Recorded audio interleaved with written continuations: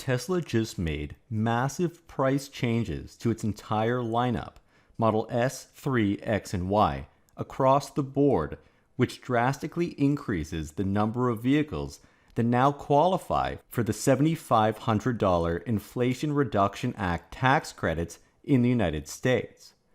Back in October, at Tesla's third quarter earnings report, Elon Musk stated that he expected Tesla to fully meet the Inflation Reduction Act requirements for tax credits on new electric vehicle purchases.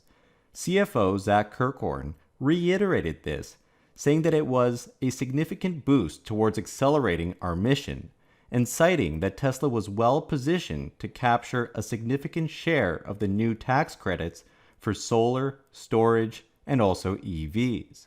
But when the IRS released the list of vehicles and their pricing caps for qualifying for the credits, the majority of Tesla's vehicles were excluded. All of Tesla's 5-seat Model Y vehicles didn't make the cut, and even Tesla's Performance Model 3, which was priced in the $62,000 range, was still far above its $55,000 limit.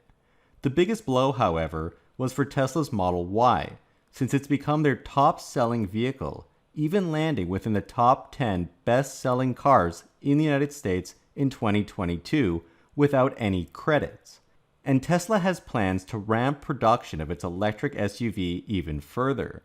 However, the IRS decided to classify Tesla's 5-seater Model Y not as an SUV and instead give it a $55,000 cap, disqualifying all 5-seater versions of the Model Y since they were priced well above this.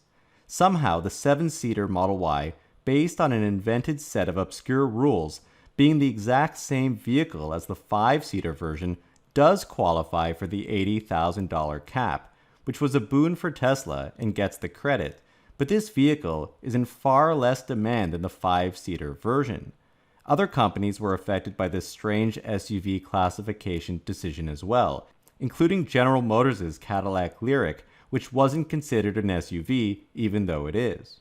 But what really threw Tesla and EV supporters up in arms was the longer list of plug-in hybrid vehicles that were able to qualify for the full credit and receive the higher $80,000 cap. This is despite their tiny battery packs and virtually no electric range. All of the plug-in hybrids have maximum battery-powered mileage of just 21 to 37 miles, according to data compiled by Farzad Misbahi on Twitter. And he also noted that Model Y has 330 miles of range, about 10 times that of the plug-in hybrids, and it does not qualify for the EV tax credits. To which Elon Musk replied that this was messed up. The purpose of the tax credit in the first place is to kickstart the electric vehicle industry in the United States, which would have major consumer economical benefits, especially given that electric vehicles are much cheaper to fuel and to maintain. Tesla's electric Model S, for instance, was found to be the car with the lowest maintenance cost over a 10-year period. Also, pushing electric vehicles would have environmental benefits for the country. But frankly, the United States has lagged Europe and especially China in EV adoption and infrastructure. China has over 100 electric vehicle companies, many backed by the government, and they're rapidly accelerating their electric vehicle capabilities. Not only production, but also key components like materials and batteries. The Chinese company CATL, for instance, also a Tesla supplier, is the largest battery manufacturer in the world. There are currently no US companies in the top standings at all for battery manufacturing, although Tesla is getting into and ramping this business in the US. There are even many rules within the Inflation Reduction Act to try and promote US-made and assembled parts, to try to curb these away from China and put the US back on the playing field. But China's EV adoption rate last year was 20%, whereas the US was hovering near only 3%. And yet, the United States government decided to deviate from the typical EPA rules in classifying SUVs to exclude a host of fully electric cars from receiving the credit, but allow plug-in hybrids, which all ship with gas engines.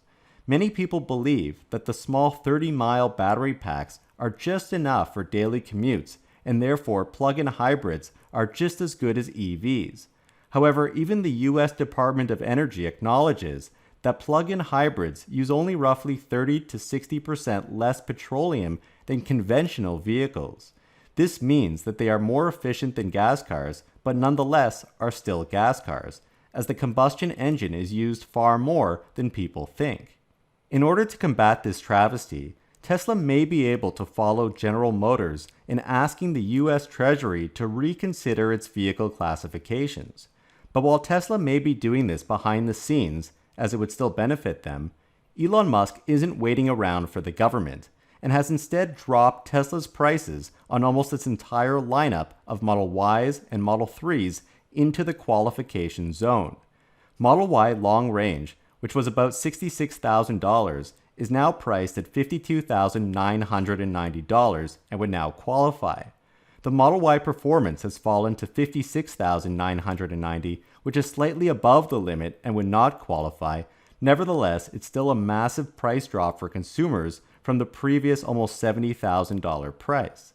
Interestingly, Tesla did something that I suggested they could do in my last video on tax credits, which was to actually raise the price of the 7-seater option. This only applies to the long-range Model Y, since the Performance Model Y has no 7-seater option, but Tesla raised this third row by $1,000, which makes a lot of sense because this version of the vehicle qualifies up to $80,000 anyways, and Tesla can use it to offset some of their price decreases. Interestingly, the Model 3 rear-wheel drive saw a $3,000 price drop, but it had already qualified for the tax credits. But Model 3 Performance went from $63,000 to $53,990, pushing it as well into the qualification zone.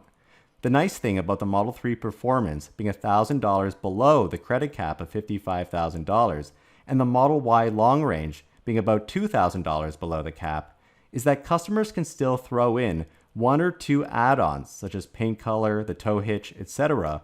without being disqualified for the credits. It would also make sense not to purchase full self-driving up front, but to add it later after the delivery of the vehicle as a software upgrade so that it doesn't get included in the base price of the car. It also shows that Tesla didn't just cut prices to meet the credit limits, since they went below the limit, and they expect their costs to indeed fall dramatically. Model S and Model X also saw price cuts, and neither of these vehicles qualify for the credits before or after the price cuts of about $20,000 on the Plaid versions and $10,000 on long-range models. So Tesla is indeed well positioned here with these new price cuts to take full advantage of the credits, as now almost all of their Model 3s and Ys, besides the Performance Model Y, immediately get an additional $7,500 off for the consumer. For the Model Y long range, Tesla's most popular vehicle, this means a $20,500 total drop, including the credit discount, basically overnight. The consumer would now pay just $45,500 for a Model Y. This is a game changer for Tesla and could be an inflection point in the automotive industry. Earlier this week, Tesla lowered prices in China. This move has put major pressure on mass EV manufacturer BYD, which has been dominating the lower-end market in China, and recently had to raise prices as some China credits went away. BYD raised prices just as Tesla was able to cut prices, which early reports are saying may already be affecting reservations and demand for BYD's vehicles in favor of Tesla's premium products. Tesla VP Grace Tao said that the price cuts affect Tesla's estimated future costs. And we also highlighted in our previous video that Tesla's supply chain has seen major improvements according to the Tesla VP. Now, to me, this means that Tesla could take a short-term hit on margins due to these cuts in both North America with US and Canadian price cuts and in China, because they're factoring in some future cost reductions that don't occur as immediately as updating the vehicle price on the website. But the benefit outweighs the short-term hit to margins because it immediately clears Tesla's inventory, which saves money and makes room for new vehicles. It boosts long-term demand, as many were holding out to see what Tesla would do about Model Y not qualifying for the US credits. And it allows them to further increase production without any near-term bounds, which is key to further cutting costs through economies of scale. People are forgetting that in the United States, Giga Texas has barely produced any cars yet. Last year, the Austin factory hit a milestone of 3,000 Model Ys per week as the run rate. But Tesla has far bigger plans for this factory. Tesla may be targeting 10 to 20,000 vehicles per week to get to a yearly rate of 500,000 to a million, similar to Fremont or Giga Shanghai respectively. As Tesla grows from 15% or 30% utilization closer to 100%, the factory becomes far more efficient, allowing Tesla to reduce prices even further.